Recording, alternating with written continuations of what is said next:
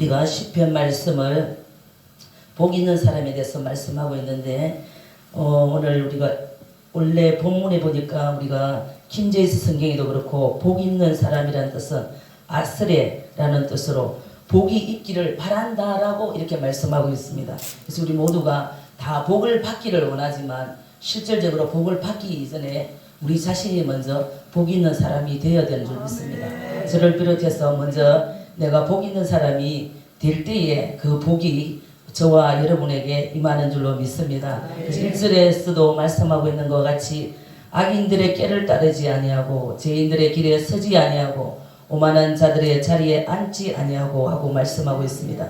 그래서 오늘 복은 저와 여러분에게 이 말씀은 우리가 이 말씀대로 행하다 똑바로 사는 것을 말씀하고 있습니다.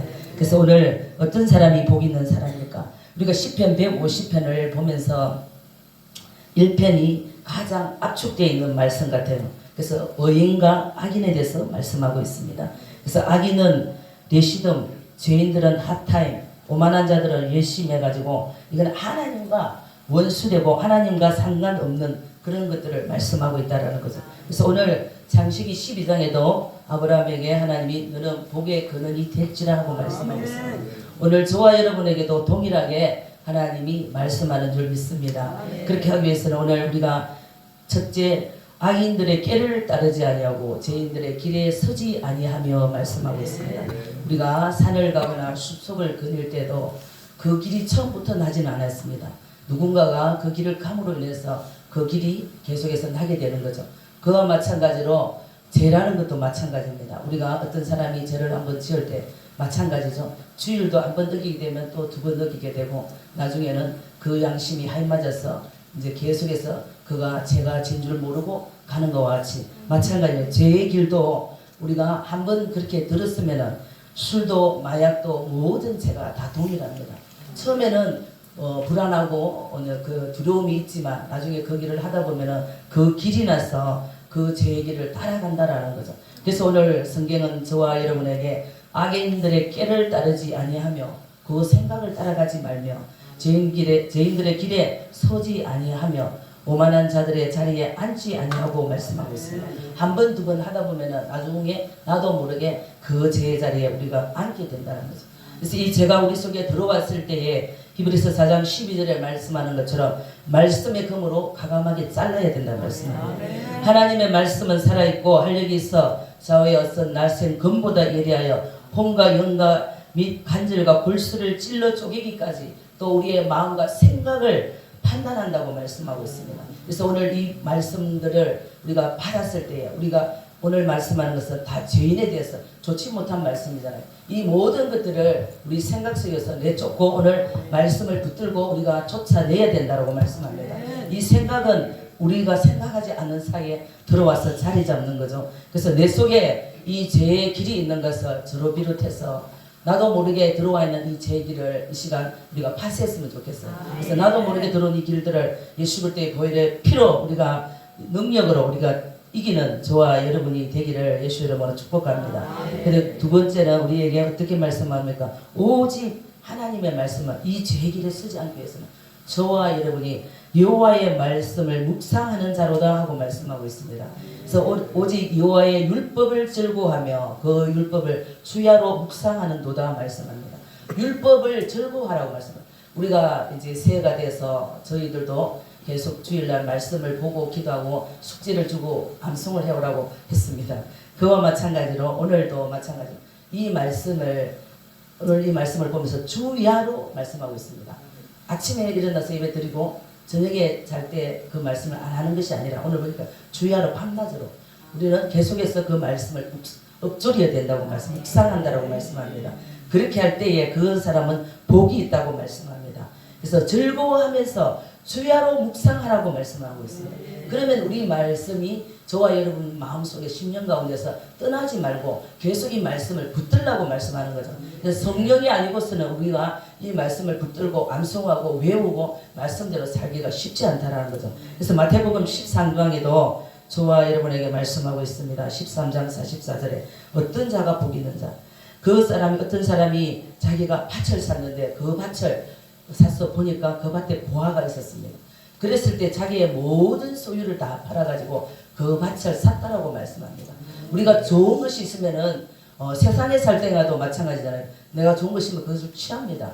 그렇지만 오늘 하나님의 말씀, 이 복음의 말씀, 이 말씀을 우리가 받았으니까 이 말씀을 취할 때에 그 복 있는 자가 되어서 오늘 말씀대로 살아낼 수 있는 힘이 있다라고 말씀하고 있습니다. 그랬을 때 오늘 우리가 이 소유를 팔아서 다 샀다라고 말씀하고 13장 49절에는 천사들이 와서 나중에 어떤 일을 합니까? 의인 중에서 악인을 갈라낸다고 말씀합니다. 그래서 심판을 할 때에 교회에서 하나님의 집에서 가장 먼저 심판하는 것과 같이 오늘 우리가 의인과 악인을 갈라낼 때도 우리가 세상에 있는 믿지 않는 자를 하나님이 심판하는 것이 아니라 우리 먼저 믿는 자를 통하여서 하나님이 심판하시고 하나님이 의인과 악인을 가르신다라고 오늘 이 본문에서도 말씀하고 있습니다. 그렇기 때문에 오늘 우리는 이 말씀을 떠나서는 살 수가 없다고 하나님 저와 여러분에게 말씀하고 있습니다. 그 다음으로는 우리가 시냇가에 심은 나무, 그는 시냇가에 심은 나무가 철을 따라 열매를 맺으며 그 잎사귀가 마르지 아니함 같다라고 말씀합니다. 그렇게 할 때는 모든 하는 일이 다 행동하리로다. 우리가 쉽게 예를 들어보면 물가에 심겨진 나무는 어떻게 합니까? 그가 마르지 않고 계속해서 수분을 공급받기 때문에 잘 자라게 됩니다. 그렇지만 물가가 아닌 메마른 곳에서 자라는 나무는 어떻게 해요? 그 나무가 메마를 뿐만 아니라 잎사귀도 그렇고 열매를 맺을 수가 없고 또 어떤 일이 벌어집니까? 자기의 역할을 다 못하기 때문에 선한 열매를 맺을 수 없습니다. 마찬가지로 저와 여러분도 동일하게 우리가 하나님의 말씀의 물가에 심겨진 저와 여러분들은 복 있는 자입니다. 이러한 자들은 많은 영향력을 미칠 뿐만 아니라 오늘 그 나무는 생명력이 있어서 많은 자를 살리고 공급할 수 있다고 말씀합니다. 저와 여러분에게도 하나님이 말씀하는 것처럼 오늘 우리가 수분이 없으면 메말라서 살 수 없습니다. 그것처럼 동일하게 이 나무도 마찬가지라는 거죠. 우리가 밭에서도 식물을 키워도 마찬가지고 계속해서 공급을 준 그 야채라든지 나무는 어떻습니까? 아주 잘 자랄 뿐만 아니라 나중에 그가 먹거리로 왔을 때에도 어떤 부드럽고 맛이 있는 것을 제공합니다. 그와 마찬가지로 오늘 저와 여러분들도 우리 속에 성령이 말씀을 부어주시면은 우리의 심령이 부드러워져서 하나님의 말씀 가운데서 우리가 더 풍성한 은혜와 복을 나누는 그런 자가 되는 줄 믿습니다. 하나님께서 우리가 베드로전서 1장 9절에 믿음의 결국 영혼 구원이라 말씀하는데 우리가 단지 예수 믿고 천국 가는 것에 급급하는 것이 아니라 하나님은 저와 여러분을 부르신 목적이 소금과 빛의 역할을 다 감당하여서 내가 죽어지고 녹아지고 내가 없어져서 하나님의 미랄처럼 썩어져 죽어졌을 때에 많은 열매를 맺는다고 말씀했습니다. 우리가 그 죽어졌을 때에 나를 통해서 다른 새로운 생명이 탄생한다고 말씀합니다. 그것처럼 오늘 우리에게도 이렇게 시냇가에 심은 나무와 같이 우리가 이렇게 잘 자랄 수 있는 그런 나무가 되는 줄로 믿습니다. 그렇기 때문에 오늘 요한복음에서는 저와 여러분에게 15장에 말씀하고 있습니다. 포도나무에 비유하고 있죠. 의인은 이 말씀을 주야로 묵상하고 이 포도나무와 같이 그 나무에 붙어 있으면 우리가 많은 열매를 맺을 수뿐만 아니라 하나님 아버지께 영광을 드리는 자가 된다라고 말씀하고 있습니다. 요한복음 15장에 말씀하는 것처럼 오늘 어떤 말씀이 있습니까? 그는 15장에 나는 참 포도나무요 내 아버지는 농부라. 물은 내게 붙어있는 열매는 많은 가지가 붙어 있지만 그 가지 중에서 떨어져 나간 가지 있어. 하나님과 또 어떻게 합니까? 그 나무와 포도나무와 상관이 없는 나무는 어떻게 가지는 말라져서 버림을 받는다고 말씀합니다. 동일하게 저와 여러분도 마찬가지입니다. 우리가 하나님의 나무 생명의 깊이 뿌리를 내리고 있을 때에 우리가 어떤 한란과 풍랑이 일어도 그 나무는 시들지 않는다고 말씀합니다. 우리가 믿는 자라 할지라도 한란과 폭풍과 고난이 옵니다. 또 질병도 옵니다. 사건 사고도 일어납니다. 그렇지만 주님은 저와 여러분에게 어떻게 말씀합니까? 다 동일하게 오지만 우리는 어떻게 예수 그리스도 안에 하나님의 나무로서 우리가 붙어 있기 때문에 저와 여러분이 그 환난을 이길 수 있는 힘이 있다라고 말씀합니다. 우리가 빙하를 예를 들어보면 빙하가 물속에서 그가 밑에 있는 물속에 있는 것은 한 그 정도 되면 위에 떠 있는 것은 한 1인의 2 정도가 되잖아요. 그래서 그 물 속에 있는 그 빙하가 바람에 요동하는 것이 아니라 바다의 해류에 요동한다고 말씀합니다. 우리가 태풍이 올 때도 바다를 뒤엎잖아요. 그랬을 때에 바다에 있는 모든 생물을 살리는 일을 한다는 거죠. 우리가 볼 때는 너무너무 힘들고 고통스럽지만 그 바다를 청소하기 때문에 그것이 좋은 역할을 하는 것 같이 오늘 우리 속에도 마찬가지로 우리가 말씀을 깊이 시냇가에 심은 자와 같이 말씀의 뿌리를 깊이 내리고 있으면은 이런 환난과 고난과 연단이 온다 할지라도 저와 여러분에게 이길 수 있는 그러한 힘이 있다라고 말씀합니다. 이 환난 가운데 우리가 요동하지 않는다고 주님 말씀합니다. 그래서 의인은 어떻게 예수 중심에서 말씀 가운데 붙어 있는 자가 의인이라고 말씀합니다. 그래서 오늘 성령님이 우리를 해루와 같이 깊이 뿌리를 박도록 우리에게 그렇게 해주시고 용기를 주시고 말씀 가운데 거울 수 있도록 해주신다고 말씀하고 있습니다. 우리 욥기 23장 8절에 말씀하고 있습니다. 욥이 그런데 내가 앞으로 가도 그가 아니 계시고 뒤로 가도 보이지 아니하며 왼쪽으로 가도 오른쪽으로 가도 뵐 수가 없구나. 그러나 내가 그가 가는 길을 아시나니 그가 나를 단련하시기를 나를 순금같이 정금같이 나오리라 말씀합니다. 우리가 다 고난을 좋아하는 사람은 없습니다. 그렇지만 아까 말씀한 것처럼 밤낮으로 주야로 숙제가 되어서 말씀을 보고 예배를 드리고 기도를 하고 이렇게 하지만 그게 숙제가 되고 의무적인 일이 아니라 하나님이 기뻐서 감사해서 즐거워서 하나님은 저와 여러분을 아까 하라고 말씀했습니다. 그것처럼 오늘 이 욥도 어떻게 했습니까? 환난과 고난 가운데 자기가 그 죽을 것 같은 고통 가운데서 자기가 하나님 앞에서 그러한 고백을 하죠. 내가 이제 하나님께서 나를 단련하신 후에는 순금같이 되었다고 말씀합니다. 그와 마찬가지로 오늘 우리에게도 이러한 것들이 있는 줄로 믿습니다. 그렇기 때문에 내가 그의 입술의 명령을 어기지 아니하고 정한 음식보다도 그의 입의 말씀을 귀히 여겼도다. 우리가 복 있는 자는 추야로 말씀을 묵상하는 자라고 말씀했는데 오늘 욥이 어떻게 합니까? 하나님의 입술의 그 명령의 말씀을 어떻게 귀하게 여기고 내가 정한 음식 우리가 아침, 점심, 저녁을 먹습니다. 우리가 육신을 가진지나 또 육신의 양식도 먹어야 합니다. 그렇지만 이 욥이 고백하면서 내가 이 정한 음식을 먹는 것보다도 하나님의 말씀을 귀히 여겼다라고 말씀합니다. 그래서 정말 이 말씀이 너무 귀한 것 같아요. 잠깐이라도 식사 시간이 어겨지면 우리가 때로는 배가 고프고 또 우리가 어떻게 좀 짜증낼 수도 있고 그 먹을 것에 대해서 탐심을 가지잖아요. 그렇지만 오늘 욥이 내가 그 정한 음식보다도 하나님의 말씀을 귀하게 여겼다라고 말씀합니다. 그래서 우리에게도 이러한 말씀이 임해지기를 축복합니다. 그래서 의인은 하나님의 말씀을 음식보다도 더 귀중히 여기고 생명처럼 여겼다라고 말씀하고 있습니다. 그렇기 때문에 오늘 저와 여러분이 이 말씀을 통하여서 하나님 말씀을 묵상하는 길이 우리 속에 만들어지고 두 번째로는 기도의 길이 만들어져서 우리가 또 나중에 기도하겠지만 계속해서 무시로 기도할 때에 우리 속에서 이 기도하는 길이 열어지는 길이 만들어지는 그런 축복이 있기를 바랍니다. 또 찬양의 길이 나서 하나님을 기쁘게 하며 하나님께 찬양을 드리는 저와 여러분이 되기를 축복합니다. 사도행전 2장 38절에 의인은 어떻게 너희가 회개하여서 성령을 세례로 받고 제사함을 받아라 하고 말씀합니다. 그럴 때에 성령을 선물로 주시겠다고 하나님은 약속하고 있습니다. 우리가 회개할 때에 하나님이 성령이 우리에게 부어진다고 말씀합니다. 그래서 제가 이 말씀을 준비하면서 우리가 암의 시간 주일날도 그렇고 기도 시간이 돼서 기도를 하라고 해서 목사님이 이렇게 해야 된다고 해서 기도하는 것이 아니라 이거 생각을 좀 바꿔야 되겠다. 왜 내가 진정한 회개가 안 되면은 그 기도 시간만 때우는 시간이 된다라는 거죠. 그래서 하나님이 우리 모두에게 이 성령을 부어주셔서 사도행전 2장 38절에 너희가 기도할 때에 예수 그리스도 이름으로 세례를 받고 성령 세례를 받고 제3으로 우리가 받을 때에 성령으로 세례를 받는다라고 말씀하고 있습니다. 그렇게 될 때에 우리가 하나님이 원하시는 의인, 복을 받는 그런 복된 자가 되는 줄 믿습니다. 우리가 또 갈라디아서 5장 17절에도 의인과 죄인들의 말씀을 하고 있는데 어떻게 합니까? 악인들은 육체의 성욕으로 성령을 거슬리고 하고 말씀합니다.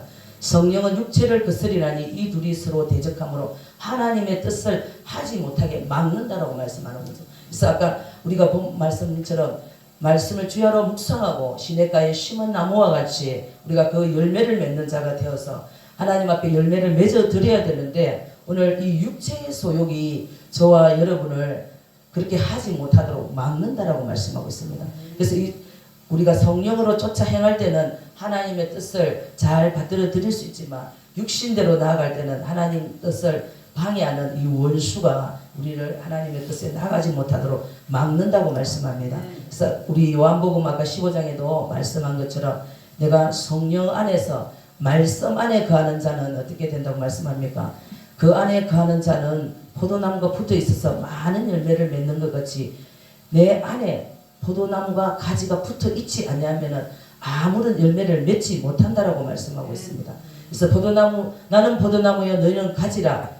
그가 내 안에 내가 그 안에 거하면 그 사람은 많은 열매를 맺나니 나를 떠나서는 너희가 아무것도 할 수 없음이라 하고 말씀합니다. 그래서 우리가 성령을 떠나서 말씀을 떠나서 할 수 있는 일은 없는 것 같고 목사님이 말씀하시는 것처럼 은혜 자리에 있으면은 은혜가 자동적으로 그 앉아있는 붓쓰레기라도 떨어지는 것 같이 우리가 같이 못할 때는 따로 기도는 하겠지만 그렇지 않다는 것을 또 절실히 느끼게 되더라고요.